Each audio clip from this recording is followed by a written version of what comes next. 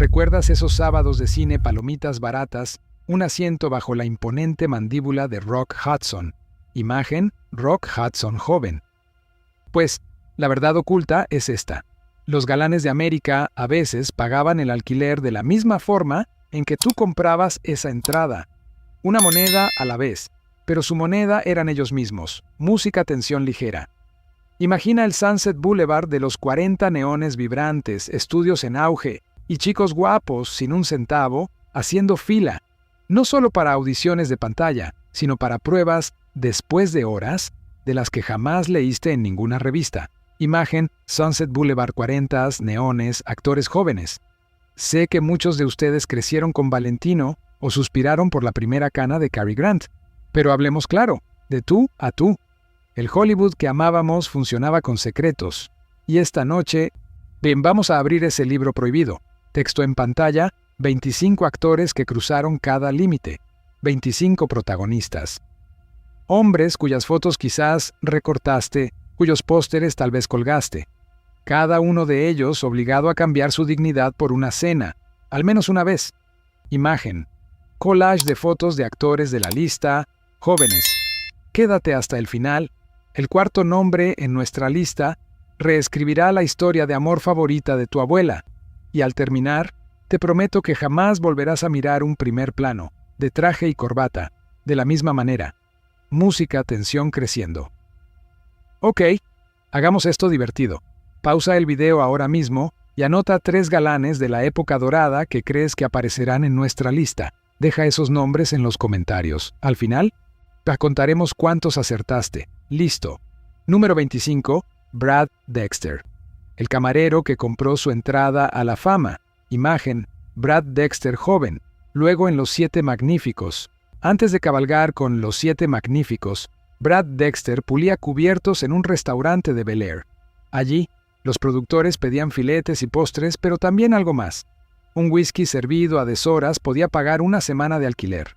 2 clases de actuación en un granero detrás de Paramount.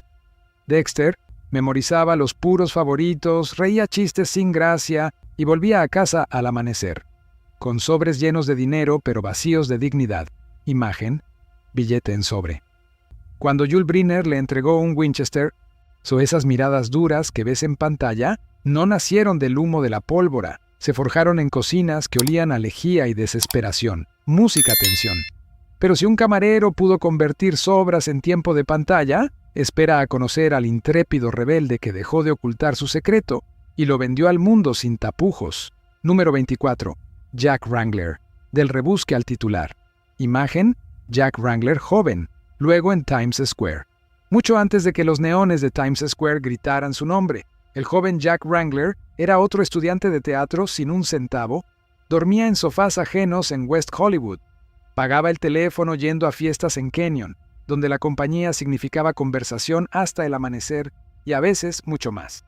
Entonces hizo algo que nadie más en esta lista se atrevió a hacer, lo asumió. En lugar de esconder su trabajo nocturno, Wrangler lo convirtió en una marca, con chulería, su pañuelo y todo. Nueva York le abrió las puertas, cine para adultos, cabaret, incluso Broadway. Imagen Jack Wrangler en escenario. Vendió entradas con verdades que otros guardaban bajo 7 llaves. Se reía, diciendo que la honestidad era más barata que el silencio. Cada sonrisa que ves en esos archivos dice, ¿por qué susurrar cuando puedes silbar? Música dramática. Pero la sinceridad no es el arma de todos. Nuestro siguiente nombre guardó sonrisas dulces y secretos aún más dulces. Quemó cada recibo la noche que la fama llamó a su puerta. Número 23. Don Murray. Noches de sinfonía y deudas silenciosas. Imagen. Don Murray joven. Ve luego con Marilyn Monroe. Años antes de que Bus Stop lo uniera a Marilyn, Don Murray dormía en un apartamento minúsculo. Las cucarachas eran su única audiencia. El alquiler era implacable, así que un adinerado mecenas del arte le ofreció un escenario más fácil. Acompañarla a los palcos de la Filarmónica, regalar sonrisas educadas y quedarse a tomar brandy una vez que el mayordomo apagaba las luces. Una noche así pagaba una semana de clases de actuación. Un fin de semana en Santa Bárbara, el traje para su primera prueba de pantalla Murray hacía las cuentas en su cabeza. amabilidad a cambio de alquiler, su dignidad reducida a papel de fumar. Imagen: billete de dólar muy fino. Cuando el foco finalmente lo alcanzó, los periodistas elogiaron su decencia innata. Jamás vieron el libro de cuentas que quemó en una hoguera la noche que su nombre brilló en los marquesinas. Música, atención. Pero ni el chaperonaje más educado supera a la sonrisa de vaquero que cambió barbacoas por contratos escritos con humo de cigarro. Número 22. Guy Madison. Asados en el cañón por contratos. Imagen: Guy Madison joven, con uniforme de marín, recién llegado de un rancho de Wyoming, oliendo aún a jabón de silla de montar. Guy Madison arribó en 1944, con la postura de un marine y la cartera vacía. El agente Henry Wilson vio en él material en bruto. Lo invitó a asados informales en una mansión de Benedict Canyon allí. Las carnes chispeaban, el jazz flotaba, y cada apretón de manos venía con una factura tácita. Madison servía encanto junto al bourbon. Escuchaba historias de guerra de hombres que le doblaban la edad. Luego, desaparecía antes del amanecer, con un sobre lo suficientemente abultado para pagar clases de actuación y esas camisas pastel que lo convirtieron en el vaquero impecable de la TV. Imagen: Guy Madison en TV, sonriendo. El estudio después estampó su sonrisa en cajas de cereales, coronándolo héroe americano. Los espectadores jamás imaginaron que cada sonrisa radiante había sido negociada la noche anterior, con martinis junto a la piscina, música, atención. Pero ni el código de un vaquero puede sobrevivir a una luz roja intermitente. A continuación, un galán de televisión cuya foto policial casi descarrila. Su camino al estrellato. Número 21. George Maharis. Cuando una foto policial destrozó el sueño. Imagen: George Maharis en Route 66, sonriendo. Los jueves por la noche, a principios de los 60, Ruta 66 se emitía en tu televisor y la sonrisa bronceada de George Maharis prometía libertad en la carretera abierta, pero la libertad fuera de pantalla costaba más que la gasolina. En los 50, un joven Maharis, sin un centavo, aceptó trabajos de chofer, arreglados por facilitadores en la trastienda, conducciones nocturnas que terminaban en mansiones en la ladera. Allí, presentaciones y sobres cambiaban de manos, y bajo el aroma de gardenias y ginebra, la ecuación funcionó hasta mayo de 1967. Imagen: periódico con titular escandaloso.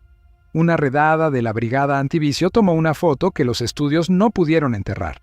Los titulares gritaban indecencia. Los patrocinadores huyeron. La cadena lo reemplazó más rápido de lo que cambias un neumático. Maharis enfrentó las cámaras con la mandíbula apretada. Había pagado el alquiler con encanto, ahora pagaría con contratos cancelados. Imagen: George Maharis, rostro serio. El héroe de la carretera cojeó, pero cada repetición de su serie aún lleva el fantasma de ese flash, recordándonos lo rápido que el amor de Hollywood se convierte en shock. Cuando el libro de cuentas sale a la luz, música, atención. A continuación, el rudo irlandés que aprendió a sonreír para sobrevivir pulía plata en bares clandestinos, que mucho antes de desenfundar un revólver en pantalla. Número 20. John Ireland. Del chico de alquiler al rudo, imagen: John Ireland joven, luego en un western. Mucho antes de gruñir en los westerns llenos de pólvora, John Ireland era solo otro inmigrante larguirucho. Recorría las aceras de Nueva York hasta que el alma se le partió. Un tramoyista le dio un plan de supervivencia por la puerta de atrás. Saludar a productores de Broadway en la entrada de los bares clandestinos, servir whisky con un guiño, y cuando la noche se alargaba, quedarse para recados. Nadie lo listaba en la cartelera. Una noche entre terciopelo mantenía callado al casero. 2. que compraban un billete de autobús a California y clases de actuación que recitaba entre turnos de lavaplatos. Imagen: John Ireland lavando platos en un bar clandestino. Para cuando Hollywood le dio un Winchester, Ireland había dominado un arma más dura, la mirada de un chico que ha contado cada dólar contra su propia dignidad. Observa sus ojos duros en Río Rojo. Verás el recuerdo de sábanas de seda y promesas susurradas que preferiría olvidar. Música, atención. Pero ni la tenacidad de Ireland iguala el encanto playero del siguiente ídolo. Sus suéteres pastel estaban cosidos con pagos de fiestas en la piscina. Número 19. Troy Donahue Surf, sol y una sonrisa de papel. Imagen: Troy Donahue en A Summer Place. En cuanto A Summer Place llegó a las pantallas, de la sonrisa de chico de playa de Troy Donahue empapeló cada jukebox de América. Pero retrocede 2 años y encontrarás a Merle Johnson Jr. durmiendo en el sofá de un amigo, con más arena que monedas en los bolsillos. Henry Wilson, de nuevo, abrió el mismo circuito de fiestas en Canyon Barbacoas de viernes por la noche junto a la piscina, donde los magnates asaban filetes, evaluaban talentos y deslizaban propinas en los bolsillos de sus suéteres pastel. Un fin de semana en Catalina, le compró a Donahue el descapotable que se convirtió en su tarjeta de presentación. Otro pagó al ortodoncista que perfeccionó esa sonrisa de cartel. Contaba los favores como olas de surf. Montaba una. Remaba para la siguiente. Jamás imaginó que la marea retrocedería tan rápido como subió. Música tensión. Vuelve a ver esas olas en Technicolor y lo verás. Un parpadeo de medio segundo en sus ojos. Calculando el alquiler antes de que la cámara grite: ¡corten! Nuestro siguiente protagonista cambió la arena por el mar abierto. Perfeccionó sus modales de cabecera a bordo de yates millonarios. Órdenes del médico. Enseguida. Número 18. Richard Chamberlain. Médico de guardia, literalmente, imagen, Richard Chamberlain, joven, luego en Dr. Kildare. Mucho antes de que Dr. Kildare lo convirtiera en el sanador favorito de la televisión, Richard Chamberlain aprendió modales de cabecera, en un yate de 18 metros amarrado en Marina del Rey recién salido de UCLA y en la ruina, que aceptó retiros de fin de semana, arreglados por un agente que hablaba en términos náuticos. Un cabo de bolina significaba la hora del cóctel con un benefactor, un nudo de rizo, una estancia nocturna. Chamberlain registraba cada favor en una libreta de bolsillo, disfrazada con diagramas de nudos. Ningún compañero de piso curioso adivinaría que era un libro de alquileres. Imagen. Libreta con nudos y números. Un crucero al atardecer pagó su entrenamiento vocal. Otro financió la chaqueta azul marino que usó en su primera prueba de pantalla. Cuando la NBC proyectó su sonrisa sana en los salones de casa, el público confió en él al instante, ignorando las huellas de agua salada que llevaban a sus bandejas de televisión. Música tensión. Incluso décadas después, mira sus entrevistas. Notarás cómo hace pausas, midiendo la gratitud como una dosis, con cuidado de no excederse en la confesión. A continuación, cambiamos los pasamanos pulidos por el caos de las fiestas en Loft, donde un futuro rebelde cobraba la entrada y gastaba lo recaudado en sueños de libertad sobre 2 ruedas. Número 17. Dennis Hopper. Fiestas en Loft. Entradas y caos. Imagen. Dennis Hopper joven, luego en Easy Rider. Antes de que Easy Rider rugiera en la contracultura, Dennis Hopper, de 19 años, se movía en la escena artística del centro. Se colaba en soirées en lofts, donde los lienzos abstractos se secaban en tendederos y el ajenjo fluía como jarabe para la tos. La regla tácita trae emoción. Llévete con el alquiler pagado, un anfitrión guiñaba un ojo. Hopper se movía por la sala, contaba historias increíbles, coqueteaba con herederas y un sobre con honorarios aparecía en el guardarropa. Una noche entera financió fotos de estudio. 2. Pagaron película para cortos experimentales que nadie vio. Esos ojos nerviosos que después viste ardiendo en el desierto se forjaron en corredores salpicados de pintura neón, donde cada risa podía significar comida y cada error. El exilio. Música tensión. Aprendió a guardar el caos en el bolsillo, a vender rebelión a demanda y a desaparecer antes de que la policía olfateara la ponchera. Pero la supervivencia no siempre es ruidosa. Nuestro siguiente caballero dominó la diplomacia silenciosa en mesas de póker de Bel Air, donde una sola sonrisa oportuna valía un pago inicial para el destino. Pausa corta. ¿Todavía conmigo? Desplázate a tu comentario anterior. ¿Ya acertaste alguno? ¿O las sorpresas se acumulan? Texto en pantalla. ¿Cuántos acertados? Número 16. John Gavin. Diplomacia en la mesa de póker. Imagen. John Gavin, joven. Luego en una película. Imagina un salón de Bel Air En 1956 vasos de cristal sudan sobre un tapete verde. Senadores, pues abogados de estudio y un recién graduado de Stanford llamado John Gavin Baraja, fichas que valen más que su alquiler anual. Recién salido de la marina y en la ruina, Gavin aceptó la invitación como compañía de caballero. Su apuesta: modales impecables. Entre conversaciones llenas de humo, convirtió cada mano ganadora en contactos. Un bistec de fin de semana pagó clases de dicción. El siguiente, un smoking hecho a medida que lo llevó a actuar junto a Lana Turner en Imitación de la Vida. Gavin seguía los favores como divisas extranjeras. Años después, esas mismas habilidades de cortesía lo llevaron a ser embajador en México. Imagen: John Gavin, embajador. Mira cualquier entrevista suya. Verás la pausa calculada de un hombre que sabe que la geopolítica y el alquiler pueden depender de una sola sonrisa educada. Música, tensión. A continuación, fue una ingenua de Broadway que descubrió el costo de ser mantenida en un ático de la Quinta Avenida número 15. Farley Granger, el secreto mantenido de Broadway. Imagen: Farley Granger joven, luego en La Soga. Antes de que Hitchcock lo eligiera por esos ojos grandes y vulnerables en La Soga, Farley Granger, de 20 años, compartía un apartamento frío, contaba las pelusas para la cena. La salvación llegó: un célebre productor de Broadway le ofreció una suite de invitados en la Quinta Avenida Baño de Mármol, bar surtido y un acuerdo tácito: sé encantador en las soirées. Atento a las 3 de la mañana, discreto para siempre. Granger lo llamó después ser mantenido. Comparó el ático con una beca financiada con susurros, que no con subvenciones. Un invierno bajo ese techo dorado, pagó clases de voz y el traje de carbón para su prueba de pantalla en Hollywood. Otra temporada, el billete de tren al oeste, en primera clase. En sus memorias, se encogió de hombros. Tuve suerte. Música, tensión.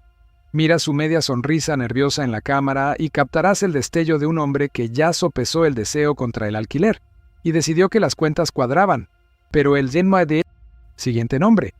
La inocencia de la guerra, como un suéter universitario, hasta que las líneas del libro de cuentas empezaron a robar tinta más rápido de lo que llegaba el correo de los fans número 14. Van Johnson. El libro de cuentas de un chico de coro. Imagen: Van Johnson, joven, con uniforme.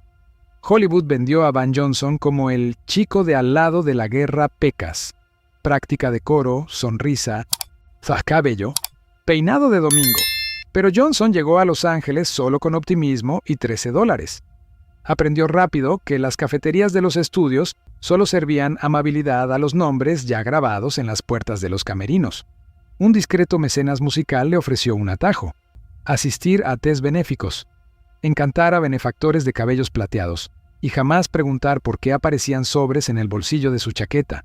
Después, un almuerzo en Beverly Hills pagaba un mes de alquiler, una fiesta en un jardín de Palm Springs, zapatos de claqué y un carrete extra de fotos. Siempre meticuloso, Van anotaba cada favor en un pequeño cuaderno espiral. Lo llamó su libro de bendiciones, equilibrando gratitud contra dignidad. Ni hasta el último centavo. Imagen: cuaderno con anotaciones. Cuando MGM finalmente lo vistió de caqui para 30 segundos sobre Tokio, los cuadernos desaparecieron en su baúl.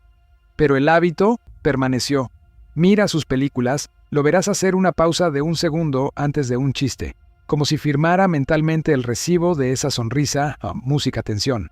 Pero la sonrisa universitaria de Johnson palidece, junto al aspecto de surfista de nuestro siguiente galán, cuyos asados en el cañón mantuvieron tanto la nevera de su madre como los molinos de rumores de Hollywood, bien abastecidos. Número 13. Tab Hunter, el libro de supervivencia blanqueado por el sol. Imagen: Tab Hunter Pin-Up sonriendo. Si tú o tu hija adolescente alguna vez colgaron un pin-up de los 50 en la pared, lo más probable es que esa sonrisa besada por el sol fuera de Tab Hunter. Sin embargo, en 1951, el futuro galán, Merle Johnson Jr., dormía en una cama de campaña, contaba monedas para la avena. El agente Henry Wilson vio un filón, lo llevó a los asados del cañón, donde los magnates asaban filetes, evaluaban talentos y deslizaban propinas en los bolsillos de los suéteres pastel. Una fiesta en la piscina del sábado llenó la nevera de su madre. Un fin de semana en Catalina pagó la ortodoncia que perfeccionó la sonrisa favorita de América. Tap trataba cada invitación como un mozo de cuadra a los caballos. Trabaja ahora, sueña después. Guardaba los recibos en un viejo libro de contabilidad de rancho. Fecha, iniciales del benefactor, dinero para la compra. Imagen, libreta de rancho, anotaciones. Los kits de prensa del estudio lo vendieron después como la decencia americana, pero bajo cada risa en Technicolor parpadea el recuerdo de smoking prestados que aún olían a cloro. Música tensión. Sin embargo, ni el ajetreo soleado de Hunter igualaba el juramento silencioso del siguiente protagonista. Un pacto de lealtad que le costaría mucho más que el alquiler. Número 12. George Nader. El precio de la lealtad. Imagen, George Nader joven, luego en una película, antes de que Robot Monster se convirtiera en un chiste de medianoche, George Nader era el protegido más obediente de Henry Wilson.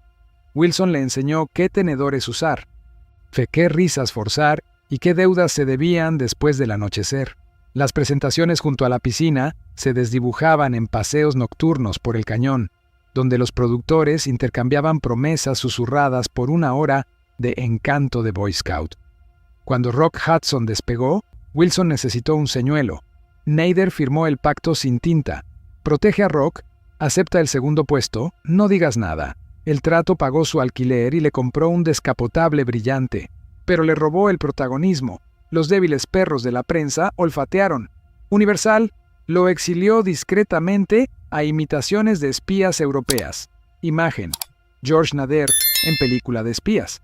Mira cualquier entrevista suya que sobreviva y verás respuestas filtradas por un libro privado de lealtad. Primero, de la lealtad. La lealtad tiene su precio. Música tensión. Pero nuestra siguiente entrada fijó esos precios bombeando gasolina en Hollywood Boulevard, mientras alquilaba discreción por horas. Número 11. Scotty Bowers. La centralita de secretos de la gasolinera. Imagen. Gasolinera antigua, Hollywood Boulevard, 1948. En 1948, detente en el 5777 de Hollywood Boulevard. Pide que te llenen el tanque. Y Scotty Bowers, veterano de la Marina, podría asomarse a tu ventana con una sonrisa que significaba mucho más que gasolina, premium o regular, por $20 y un guiño hacia el teléfono público. Te organizaría la compañía de un joven actor ansioso, un botones o un chico de coro, antes de que tu tanque se llenara. A menudo, Scotty se subía él mismo al asiento del pasajero, pero más veces, T actuaba como un maestro, conectando a soñadores hambrientos con ejecutivos de estudio de cabello plateado y estrellas solitarias que no podían arriesgarse a las columnas de chismes. Su memoria servía como el directorio no listado de Hollywood, sin cuadernos, sin deudas, solo rostros y tarifas catalogadas detrás de un guiño. Imagen, Scotty Bowers joven, sonriendo. Cuando su memoria, Full Service, se publicó décadas después, los abogados se apresuraron, pero docenas de diarios privados y cartas confirmaron las historias más salvajes. Bowers no solo sobrevivió a las sombras, las industrializó, demostrando que detrás de cada primer plano perfecto acechaba un recibo de gasolinera que nadie se atrevió a archivar. Música tensión. Sin embargo, mucho antes de la centralita de Scotty, un protagonista de la era muda convirtió su propio carisma clandestino en oro de taquilla. Luego, se marchó, cuando el estudio intentó atar su corazón. Número 10. William Billy Haynes, el rebelde inquebrantable de Hollywood. Imagen, Billy Haynes joven en película muda. Retrocede a finales de los años 20.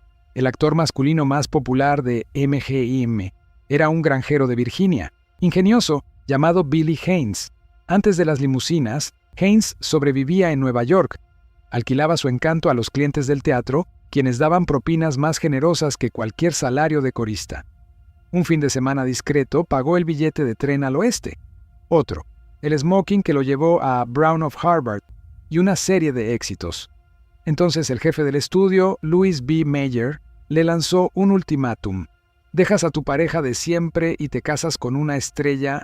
Lo pierdes todo. Haynes simplemente se rió, empacó sus trajes y se marchó.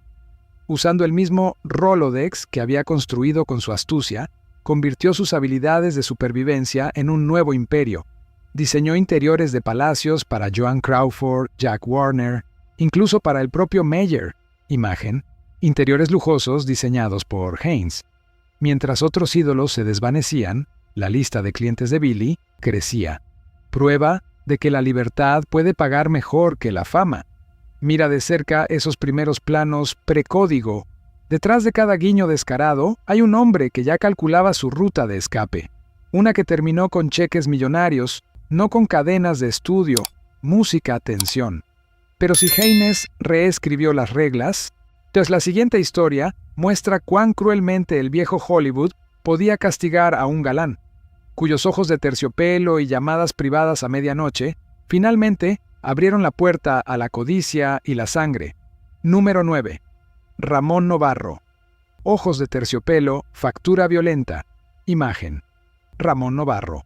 Joven, en Ben-Hur.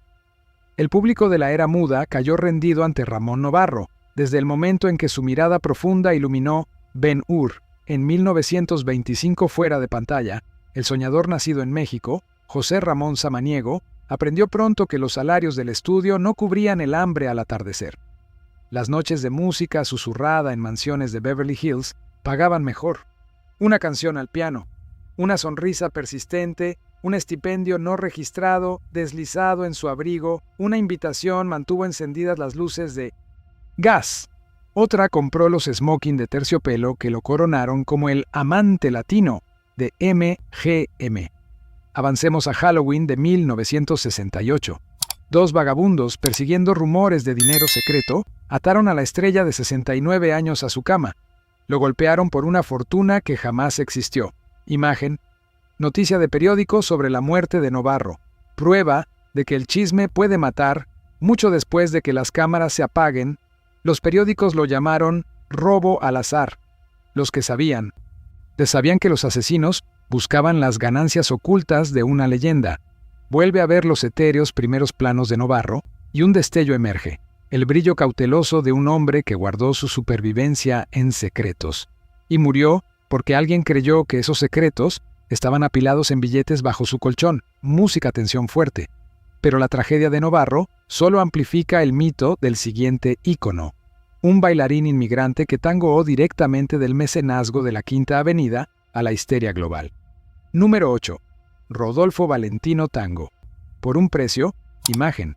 Rodolfo Valentino, joven, limpiando platos, luego bailando.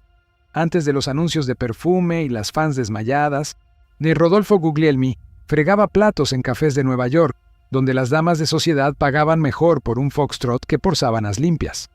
Una matrona de la alta sociedad le dio $2 para bailar tango argentino en una sala alquilada. Al amanecer, ya lo había reservado para una escapada de fin de semana, con smoking, billete de tren y un sobre discreto. Esos pagos de la Quinta Avenida financiaron clases de elocución, gemelos de diamantes y el billete al oeste, que dio a luz a Rodolfo Valentino, el primer símbolo sexual global del cine. Los estudios lo vendieron como perfección exótica, pero cada camisa de seda escondía un contrato silencioso. Deseo canjeado por ascenso. Imagen. Rodolfo Valentino en El Caid. Cuando la insuficiencia cardíaca lo golpeó en 1926, la policía antidisturbios contuvo a los dolientes. Nadie mencionó a las esposas de los banqueros que aún enviaban cheques personales para silenciar. Mira sus ojos ardientes en El Caid y verás el cálculo. Encanto primero, supervivencia segundo.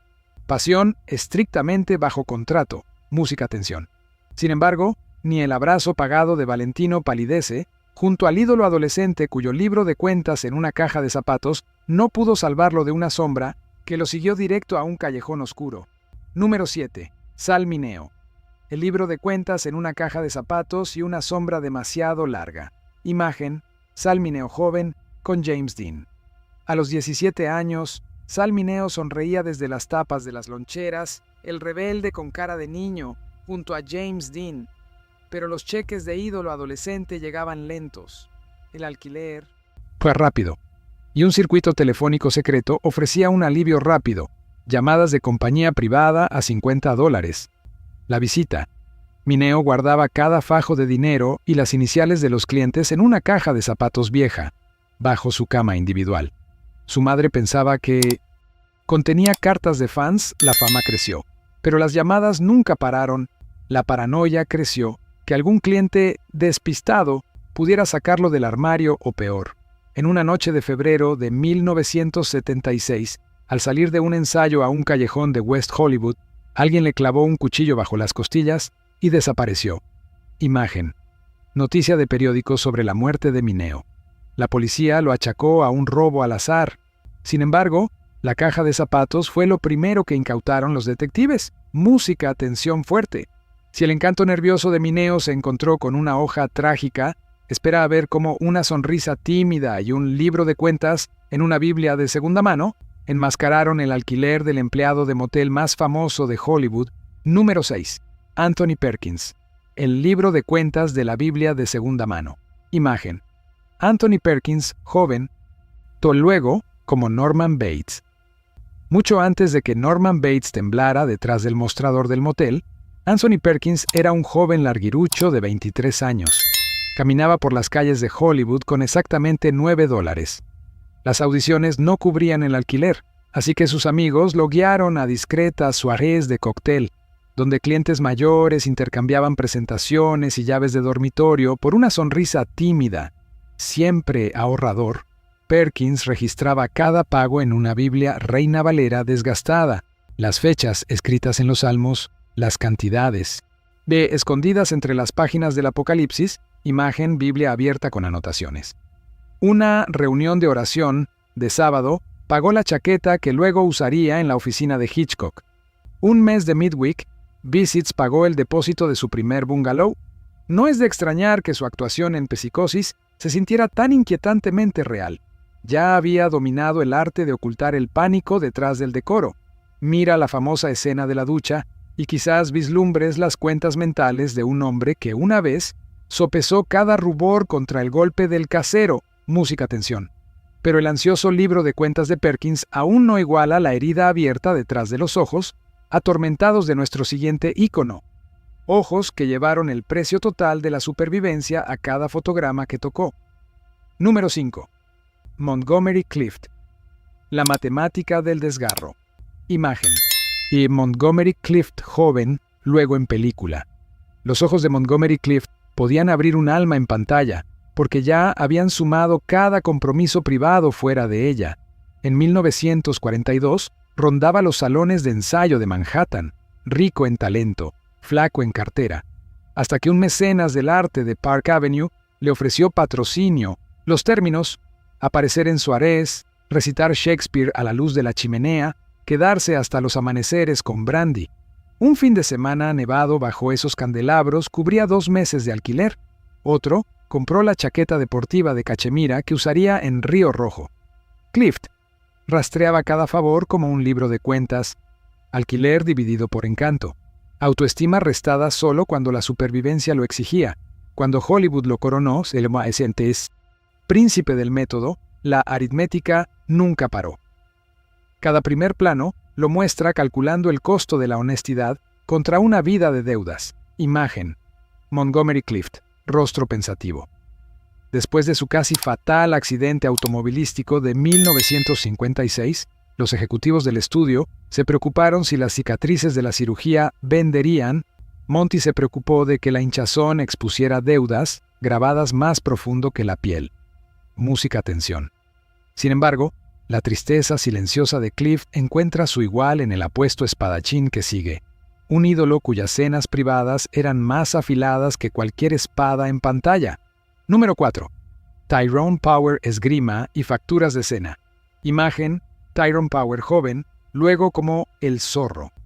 Antes de que Tyrone Power se batiera en duelo con villanos en Technicolor, pues se batió en duelo con la pobreza en el Nueva York de la Gran Depresión, aceptando cenas privadas con clientes de teatro cuyos cheques llegaban con el postre.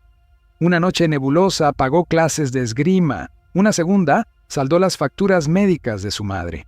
Para cuando el zorro llegó a las pantallas, él ya había perfeccionado la gracia cortesana en escenas que nunca aparecieron en las biografías de estudio. Míralo blandir esa hoja. Cada floreo agradece a un benefactor silencioso, cuyo nombre se mantuvo fuera de los carteles. Música atención. Pero el galán favorito de tu abuela reescribió el libro de reglas por completo.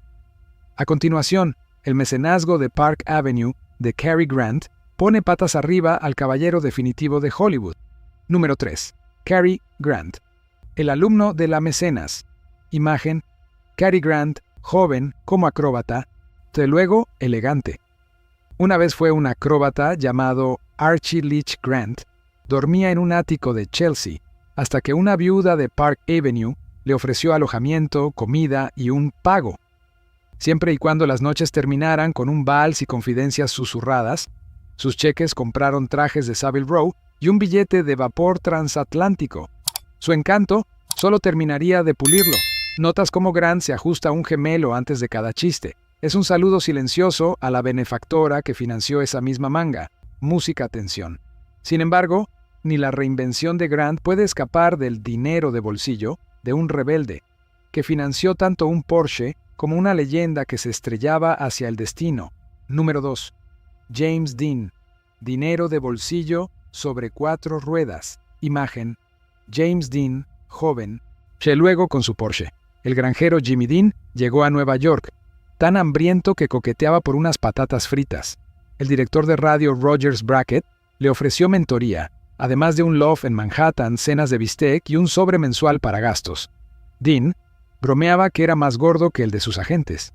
Un cheque extra compró el Porsche plateado que acabaría con su vida a 85 millas por hora. Imagen: accidente de James Dean. Su Porsche. Vuelve a ver rebelde sin causa y detecta la pausa antes de que susurre: «Me estás destrozando». Ese es un hombre que ya ha calculado el costo de cada dólar. Prestado. Música tensión fuerte. Por fin, llegamos a la mandíbula de granito en la que América más confió, cuyo juego secreto de supervivencia los empequeñeció a todos. Número 1. Rock Hudson. Las deudas de la mandíbula de granito. Imagen: Rock Hudson, joven, luego en una película. Nacido Roy Fitzgerald, llegó a Los Ángeles con 14 centavos y un smoking prestado. El agente Henry Wilson le enseñaba postura de día y lo enviaba a ensayos en la piscina por la noche, donde los magnates intercambiaban susurros de casting por una sonrisa. Bajo el azul clorado de la luna, una noche de compañía pagaba un mes de alquiler, una temporada de invierno. Teo aseguró las clases de dicción que convirtieron a un camionero en la fantasía recta de América. Los estudios construyeron barricadas de matrimonios falsos y comunicados de prensa, pero cada beso bajo atardeceres en Technicolor lleva una línea de un libro de cuentas que no puedes dejar de ver. Imagen: Rock Hudson, con Doris Day. Observa cómo sus ojos se suavizan frente a Doris Day. Captarás el fantasma de una factura de alquiler. Hace mucho tiempo quemada. Su humo aún se curva detrás de ese perfil impecable. Pausa corta. Haz tus cuentas. Ahí lo tienes: 25. Leyendas: 25. Libros de cuentas, finalmente abiertos. Texto en pantalla. 25 leyendas. 25. Secretos revelados.